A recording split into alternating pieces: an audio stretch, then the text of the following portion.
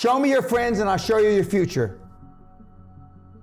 Unless you want average in America, married, 2.4 kids with 1.5 dogs. But I can guarantee you, you will never achieve anything greater than your highest aspiration.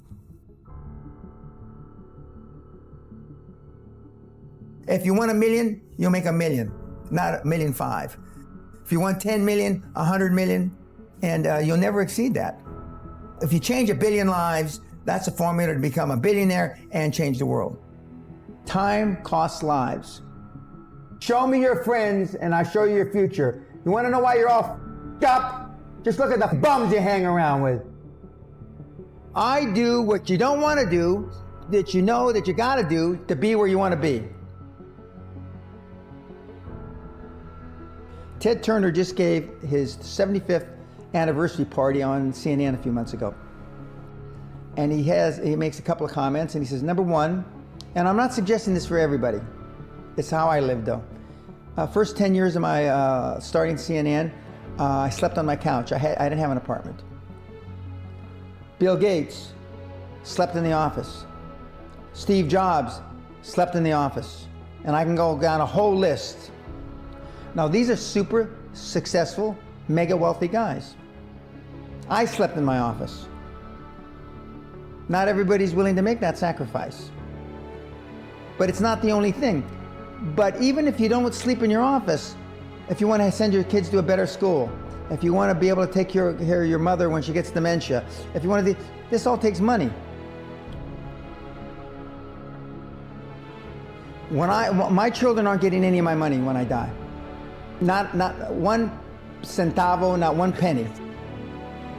And two of my kids are cool with it. One of them's not so cool with it.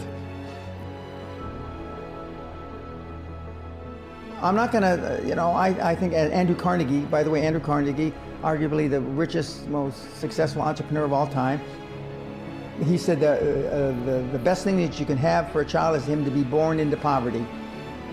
And I agree.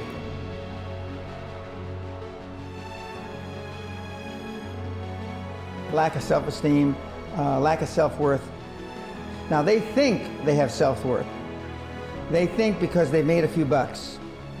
But in actuality, and when they measure it against the other 8, 10, 12 people sitting around the table, they realize, or they start to question, hell, maybe I was just lucky. Now, all of us, when you're only a one-trick guy or gal, think, was I lucky? Now, I've done it so many times, I know I wasn't lucky. I might have been lucky the first time, but I haven't been lucky the 15, 20, 40, 50, I know that. Okay. But maybe I was lucky the first time. But my life changed when I was pretty much a haphazard kid, got in a lot of trouble, got arrested 4 or 5 times, thrown in jail, and this was with my dad as a cop. But then I volunteered for the draft in 1966 at the height of the Vietnam War, and I went to OCS, and that changed my life because it was the really first real high performance thing that I could measure myself against with other people. 2/3 of all Fortune 500 CEOs have one thing in common: military background. Really? 2/3 of those 2/3 have something else: martial arts. What do you learn in martial arts, Brian? Discipline, focus. A lot of people don't believe they deserve to be there. I convince them, and we have these drills, why you belong there. A lot of people that come there, with money, that have made money, think they made it by accident. Right. I just had one of my superstars who's made $100 million tell me in the last week, I'm not sure I'm going to have another lucky accident. And I said, you did it. I mean, you tried a lot of things. I believe Thomas Edison, I wouldn't have done it 10,000 times. Okay. I would have hired an engineer from MIT to do it. But I mean, I've tried a lot of things. Nobody's failed at more things than I have, and the first 100 million are successes, but I could write a book about failures that'd be, because I've tried a lot of different things. Because failure is just testing. And one of the reasons I've been so successful in generating this equity and value in my kids, and I call you all kids, is because I convince them that making a mistake is okay. Your parents probably told you, you can be anything you want. But you can't. That's horseshit. You can't. If it's all juxtaposed. So, but what you tell them is that you can do anything you want that you have passion for, because that eliminates most of the crap. Because most people don't follow their dream. You know, like they say in The Sound of Music, you can't have a dream come true unless you have a dream. Now, I still dream. I dream in Technicolor. I say my affirmations and goals every single night. It's bloody hard to be a high-performance person. Perfection equals paralysis. If you left it to engineers, no car would ever come off the assembly line. No car would ever come off the assembly line, and I've been in business with enough engineers, I can attest to that with my hand on my heart. They'd still be trying to make it better. And the internet business is very much the same. The internet kids want to test and test and test, and they want the landing page to be this. And roll it out. The great thing about the internet is your results are instantaneous. If something that I'm overseeing at Concord level, 60,000 feet, doesn't work in 2 days, forget about it, move on. And today at our meeting, now the young kids are, we ran it 3 days, sir, and we closed it down. And they are thinking I'm going to ask why. I said, no, that's fine, next. Because without them making mistakes and without them being allowed to make the decision, they never get any better. And in 95% of the time, I know probably better than they do. We're never going to be able to know everything or have them know everything unless they make some mistakes and get comfortable with making mistakes. What gets measured gets accomplished. Without measurement, you're just fooling yourself. Before I had any money, I used to go to the Rolls-Royce dealers and sit in the cars and smell the leather, touch the leather, okay? I went to $1 million houses, and my wife and I would walk through the house, and they'd say, when are your parents getting here, kids? No, we are the buyers.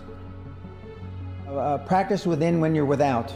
Practice being successful. How many people listening to this today practice being successful today?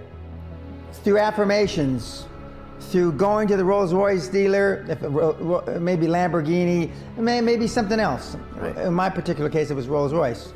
And within a year of me going to the Rolls-Royce dealer, I had a Rolls, okay? Within 19 months of me dreaming and adding it to my goals, a castle on an island, I own Guthrie Castle. 19 months. Okay. Go to stores you can't afford. Go hire lawyers you can't afford. Lawyers will meet with anybody. Accountants will meet with anybody. Go to the big four accountants with a business idea. The first couple meetings are for free. Jettison probably a lot of the people you'll hang around with. If you have poor public speaking skills, join Toastmasters. Do these. If you go into a good school and you're not successful, go to the alumni deals. Okay?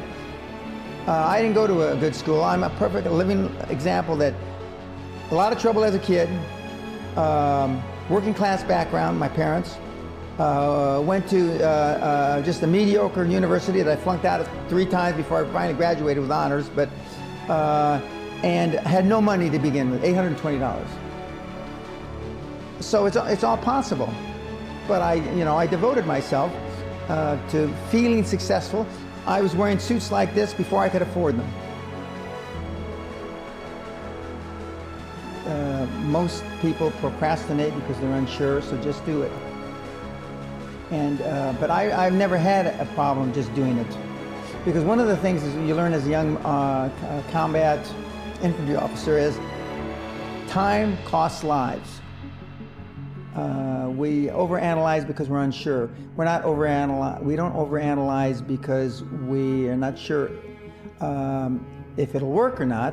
We're more worried about, on the emotional side, it embarrassing us.